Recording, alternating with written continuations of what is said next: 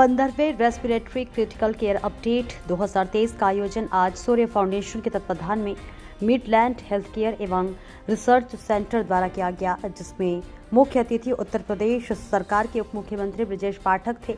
उप मुख्यमंत्री ब्रजेश पाठक ने डॉक्टरों को आश्वासन दिया कि आपके माध्यम से जो भी रिसर्च पत्र प्रस्तुत किए जाएंगे, उनकी सरकार उन रिसर्च पत्रों को माध्यम से योजनाएं बनाने का प्रयास करेगी ताकि आमजन को मेडिकल के क्षेत्र में आराम मिल सके। वहीं एमजीएम हॉस्पिटल चेन्नई के लंग्स ट्रांसप्लांट के डॉक्टर अपार जिंदल से लंग्स ट्रांसप्लांट के विषय में हमारे सूचना इंडिया के राज्य संवाददाता मनीष मिश्रा ने बातचीत की, जहां उन्होंने बताया कि पिछले साल 6 से 7 सालों से ज़्यादा वही तक सफलता प्राप्त की। उन्होंने कहा कि 2022 की बात करें तो कई लंग्स ट्रांसप्लांट का इलाज हुआ है और सफल ट्रांसप्लांट हुआ है।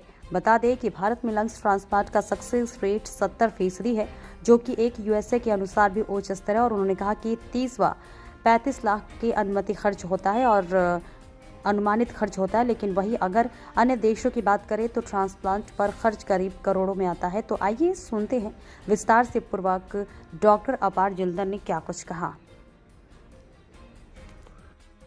सेमिनार में हमारे साथ एमजीएम चेन्नई के डॉक्टर जिंदल भी हैं। तो डॉक्टर जिंदल, हमें ये बताइए कि हमारा जो हिंदुस्तान है वो अभी लंग ट्रांसप्लांट पर कहाँ है? लंग ट्रांसप्लांट के बारे में बात करें तो पिछले 6 से 7 सालों में हमने काफ़ी प्रोग्रेस किया है। जहाँ पे इसको एक सपना माना जाता था कि कभी भारत में भी लंग का ट्रांसप्लांट हो पाएगा, 2016-2017 से लेकर के स्टेडीली हमारे नंबर्स जो हैं बहुत बढ़ते चले जा रहे हैं। जहाँ अगर हम 2016 की बात करें तो पूरे साल में 25 या 26 ट्रांसप्लांट हुए थे। वहीं 2022 और 2023 के अगर हम आंकड़े देखेंगे जो कि नोटो की साइट से हैं, तो 100 से ऊपर ट्रांसप्लांट्स हो रहे हैं। हमारा सेंटर एमजीएम चेन्नई पे है, जहाँ पे हम साल के 50 से ज़्यादा ट्रांसप्लांट रेगुलरली पिछले 4 साल से करते चले आ रहे हैं। तो ये एक साइंस है जो कि अब भारत में अवेलेबल है। हमारे पेशेंट्स जो एंड स्टेज लंग डिजीज़ के पेशेंट्स हैं, जिनके लंग्स इतने ख़राब हो चुके हैं कि दवाइयों से उनका इलाज नहीं हो सकता है, उनके लिए ऑप्शन अवेलेबल है और ये काफ़ी कामयाब ऑप्शन है। इसके सक्सेस की बात करना यहाँ पे बहुत ज़रूरी है, क्योंकि इसी एक चीज़ से पेशेंट्स घबराते हैं ट्रांसप्लांट के लिए आगे आने में। लोग सोचते हैं कि क्या ट्रांसप्लांट कराने के बावजूद भी एक अच्छी ज़िंदगी उनको मिलेगी, एक लंबी ज़िंदगी मिलेगी। तो इसका सक्सेस रेट 80 से 95% के बीच में कहीं पर भी रहता है। और क्योंकि अब हमारे पास 5 साल से ज़्यादा का डेटा अवेलेबल है, तो जो भी 2-3 सेंटर्स ट्रांसप्लांट कर रहे हैं, सबका मिला जुला डेटा भी अगर हम देखेंगे तो 5 साल से ज़्यादा सर्वाइव करने वाले पेशेंट्स की संख्या भी 70% से ज़्यादा है, जो कि एक स्टैंडर्ड स्टैटिस्टिक्स है जो अक्रॉस द वर्ल्ड है। अगर हम दुनिया के किसी भी बड़े देश में, यूएस की बात करेंगे या ऑस्ट्रेलिया की बात करेंगे या कनाडा की बात करेंगे, जहाँ सबसे ज़्यादा लंग ट्रांसप्लांट्स होते हैं, तो उनका भी सक्सेस रेट जो है, जो स्टैटिस्टिक्स है, वो यही कहता है कि 1 ईयर सर्वाइवल 90% और 5 ईयर सर्वाइवल जो है 70% के आसपास होना चाहिए। और वही रिजल्ट्स हम इंडिया में भी दे रहे हैं। एक जो इसमें हमारे को सबसे बड़ी मुश्किलात आती है वो है डोनर अवेलेबिलिटी की। अगर आप इंडिया का सिनेरियो देखेंगे, हम एक बारीक लाइन अगर खींचे गुजरात से लेकर विशाखापट्टनम तक, तो 90% ऑफ द डोनेशंस इस लाइन के नीचे साउथ इंडिया में ही होते हैं। नॉर्थ इंडिया में डोनेशंस होने का नंबर बहुत कम है। अगर इसमें भी अगर मैं आपको आंकड़े दूं तो तमिलनाडु में 400, महाराष्ट्र में करीब 250, कर्नाटका में करीब 400, तेलंगाना में करीब 200, ये नंबर्स हैं डोनेशंस होने का हर साल इन स्टेट्स में। और इसको अगर हम कंपेयर करें दिल्ली से या राजस्थान से, तो ये 2 डिजिट्स में भी नंबर नहीं जाता है। ये बहुत बड़ा डिवाइड होने का कारण है कि क्यों ज़्यादा lung transplant centres south India में ही डेवलप हो रहे हैं, नॉर्थ में क्यों नहीं हो पा रहे।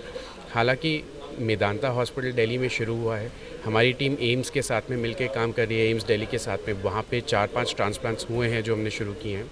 और हम यहाँ पे लखनऊ में पीजीआई के साथ में, एसजीपीजीआई के साथ में काम कर रहे हैं, plus doctor BP Singh Midland hospital के साथ में भी काम कर रहे हैं, ताकि इस तकनीक को, इस ऑपरेशन को यहीं पे पेशेंट्स को मुहैया कराया जा सके और इसको यहाँ पे डेवलप किया जा सके। कितना खर्चा आता है लंग ट्रांसप्लांट में तकरीबन?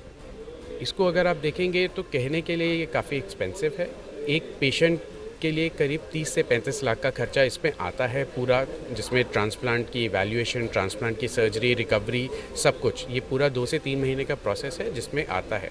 पर ज़रूरी है इसको कंपेयर करना। अगर ये ऑप्शन आप बाहर एक्सप्लोर करेंगे कि अगर आप ऑस्ट्रेलिया जाना चाहते हैं या अमेरिका जाना चाहते हैं इसको कराने के लिए, तो अप फ्रंट इसका खर्चा करीब 7 से 8 करोड़ आता है।